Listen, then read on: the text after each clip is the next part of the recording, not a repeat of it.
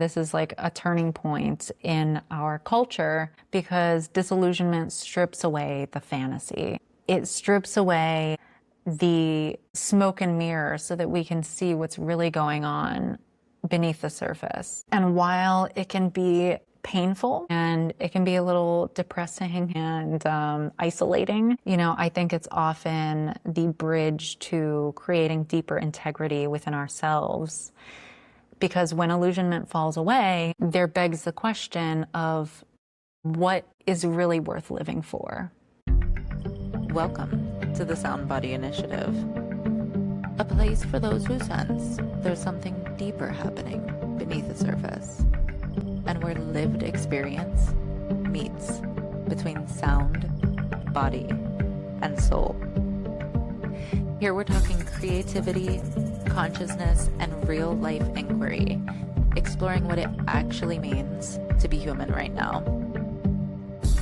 So slow down, tune in, and remember how connected we really are.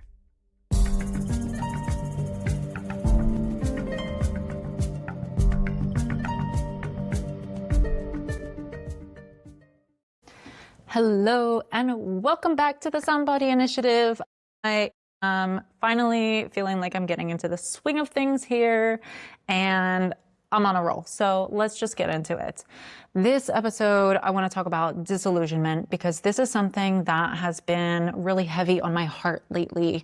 And I think a lot of other people feel the same because everywhere we look is just fake.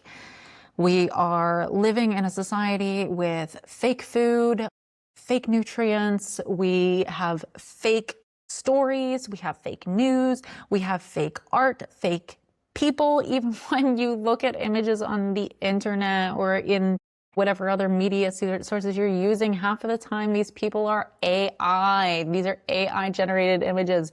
And it just has me it has me grieving of the human connection that we're supposed to be experiencing in this life. So, before we really, dive a little deeper into this, let's start with the definition. What is disillusionment?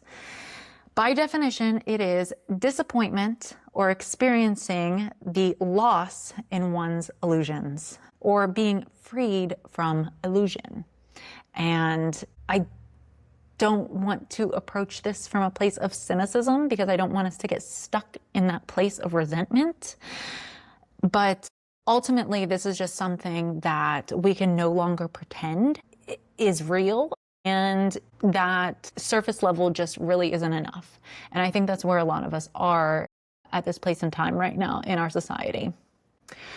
So while we listen to this episode, I would like you to ask, what is it that I'm no longer willing to look away from? And what in my life feels artificial right now? Not because it's bad, but because it feels hollow. So I'm an artist, I'm a musician, and I've really been struggling with this new wave of AI music that's happening right now. And now I understand how all the artists and the writers felt whenever AI art and ChatGPT came out. It's really heartbreaking because the creative process it's such a human experience, and it's something that connects us so deeply to ourselves and to our higher awareness and to our higher divinity.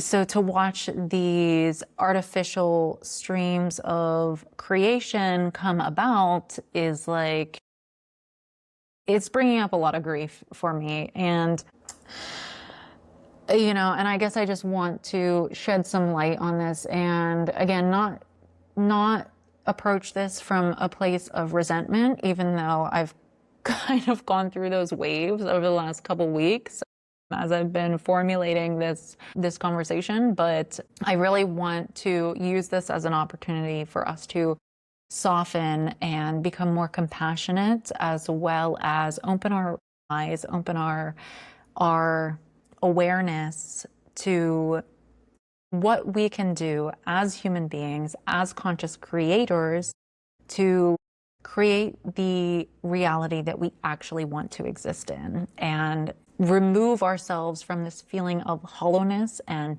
fakeness and actually become more authentic and more connected in our lived experience. I guess why the world feels fake right now. These are some things that have come to my mind. We're dealing with artificial light. Here I am under these artificial lights, looking at artificial light on a screen. And we have artificial personas. We only show the world, what we want them to see. We're not having as many real face-to-face interactions as we used to, like when I was growing up. And we see the effects that these things are having on us based on the rates of sickness in our countries. The US is one of the sickest countries in the world. Humans are meant to be connected. They're not meant to be disconnected and removed from nature. And we see this because we're depressed, we're anxious, we're overwhelmed, we're completely burnt out. And it shows in the way that our bodies are not only expressing sickness, but also in our capacity to be able to recover and to heal. So we're dealing with that, okay? So we're already stressed out and overwhelmed. And then, society demands this unrealistic productivity from us. We are working around the clock, constantly trying to generate more content, more income, more security, when in reality, nature is abundant.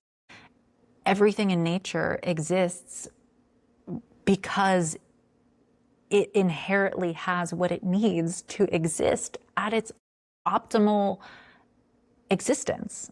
That might have been redundant. Anyway, but you get the point. And as a creative, I am watching, this fake reality play out. And I have loved the creative field for so long, and now I'm watching it become completely commodified. Just as people's jobs are being commodified, now our creation process is being commodified. And instead of being devoted to our craft, now we're devoted to visibility and commodification. And this system is extracting value from not just us as creatives, but also from our natural surroundings. The creative industry and society as a whole, it now functions on attention economics rather than human nourishment. So again, because we're not nourishing our actual needs as human beings, we're experiencing loss of agency and loss of meaning in our day-to-day lives. And that really sucks.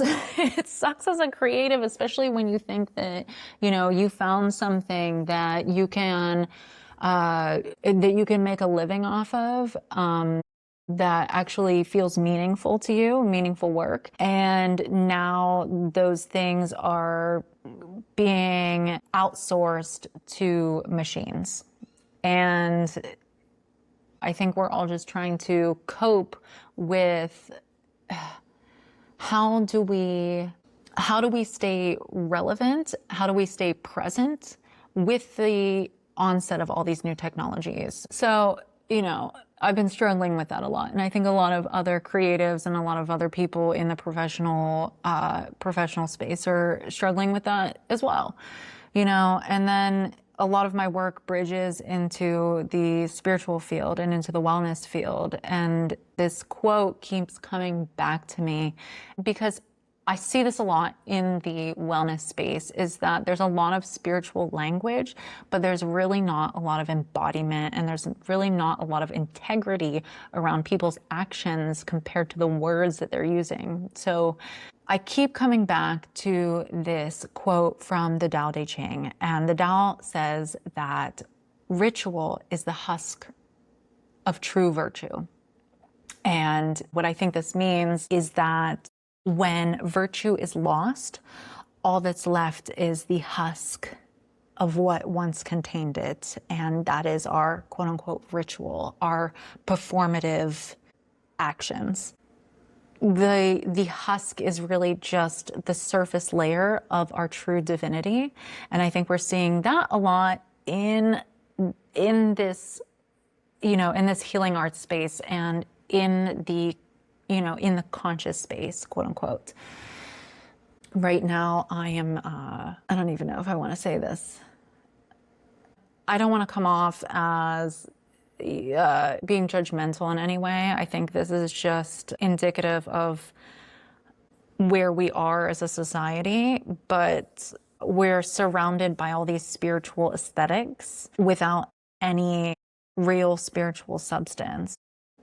So that's not to say that, ritual is wrong, and it's not to say that everyone who's practicing different rituals is fake or they're not embodied, but, it is the outer shell of something that's really requires much deeper integrity. And so, this has also led to a lot of disillusionment and, really inquiry around what is my purpose in this field and what kind of impact can I really have, and what are people really craving? So, this whole thing with living in a played out society, it's not about, I'm not sitting here to judge any one person. And if you're feeling like you're missing some deeper meaning and you're just holding on to that husk of ritual, that's okay. That's kind of the purpose of it. We create these rituals so that we can continue tapping into our divinity and tapping into what's deeper beneath the surface. So I think the state that a lot of us are in, I think we're really just burnt out and craving human connection and craving deeper understanding because, this constant exposure to all of this artificial stimuli is extremely dysregulating. We are part of nature, and these unnatural rhythms of machinery and technology, they're just not ingrained in us. And I don't know if that's something that maybe we'll learn to adapt to, or if that's something that doesn't even belong in our lives, and this is just a point where we're returning to source. So I think a lot of people aren't intentionally fake. I think most people have, genuine intentions, but, I think the overwhelm is just really leading us to this space of inauthenticity, because how can we be authentic if we're not truly resourced within our own selves? So I used to think of performance as this form of deception, and we hear a lot of rhetoric around people wearing masks and masking their true feelings, but I've come to realize that it's really just a survival strategy. It's a survival strategy to cope with being overstimulated, with not having the ability to express what's going on deep inside of them, and really just trying to be seen in these systems that don't reward slowness or sincerity. And this whole state of disillusionment that we're in, I really think is initiation. This is like a turning point in our culture, because disillusionment strips away the fantasy. It strips away the smoke and mirror so that we can see what's really going on beneath the surface.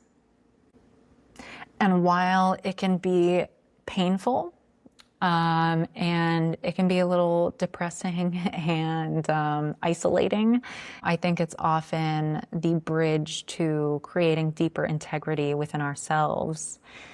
Because when illusionment falls away, there begs the question of what is really worth living for. So when we ask ourselves these questions, what is my purpose? Why am I here? What is worth living for? Why does any of it matter? I think it's really important for us to stay soft and not become another cog in this hardened world that we live in. This state of being turned off by the world we live in can cause us to become very reclusive and shut down. And so as I was processing all this, I've really been trying to practice staying open without being naive. I've really been trying to practice cutting out the noise so that I can tap into what is true to me, what is in alignment with what my values are.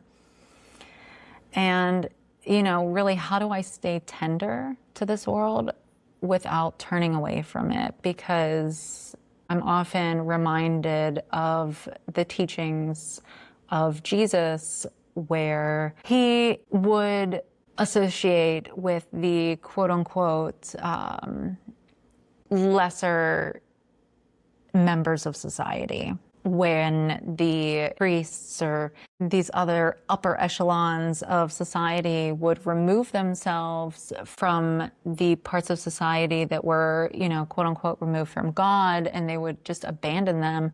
But, we're here to be the light in the darkness. And so I really want to treat this as an opportunity to allow our lights to become brighter, so that we can become a beacon for a world that is genuinely lost. And I think the perspective on that is sort of overlooked is the fact that all of these technologies, be it AI or our light or our, how we treat agriculture, the way that we, build our domiciles, all of this is really just a reflection and an amplification of what's going on within the greater collective. So if society is disconnected, then that means that we ourselves are disconnected in some way. And the only way for us to transform and the only way for us to transcend that is to become more connected ourselves. So instead of outsourcing our intelligence, I think we really need to ask ourselves, what am I asking technology to do for me that I haven't already done for myself? So to close, I suppose, what my main concern here with all of the fake shit that we are producing and consuming is not so much the use of these technologies, but our inability to remember what is innately present within us and communicate that wisdom within ourselves and our communities for our future generations. I'm a mom, so I'm always, and I'm also an older sister, the oldest. So I'm always thinking about how will my decisions and how will my actions impact the lives of the younger ones and the ones who come after me. So I think these are really important questions for us to ask. I really think these are moments that we're experiencing for a reason, because we're meant to find a deeper understanding right now. We're supposed to be the stewards of a new earth. And, this isn't about rejecting all of modern society. I don't think that we should go live in tree houses and till the land and forage for our food, which I'm not saying those things are bad. I think those are incredible sources of knowledge that we should all have. But I am saying that we need to look a little bit deeper, and we need to learn to integrate less external technology and utilize our internal technology, because we as human beings are the ultimate technology. There is nothing that is more intelligent and more adaptable than the human body and the human mind. And if I've learned anything on my journey, it is that. So if you're feeling disillusioned, it doesn't mean that you're detached. It doesn't mean that you're cruel or resentful. It really just means that you're searching for something real. And it's up to you to decide what is of utmost integrity to you and what realness you want to carry forth into the world. So, until next time, I leave you with vibrations on the Most High. Don't let the world dim your light. And remember that you came here for a reason. Until next time, my friends, keep up the light. What's up, conscious creator? If you're ready to give back to your body in the same way that it gives back to you, I highly recommend checking out my website at sound-body.org, where you can find more music resources and integrative products that increase your capacity for living well. And if you love to dance and you're ready to receive these transmissions through your own sound body, don't forget to listen to this week's mix as Sound Body Radio. You can find me on YouTube at JRio Music or SoundCloud at Jessica Rio Music, or simply by searching Sound Body Radio.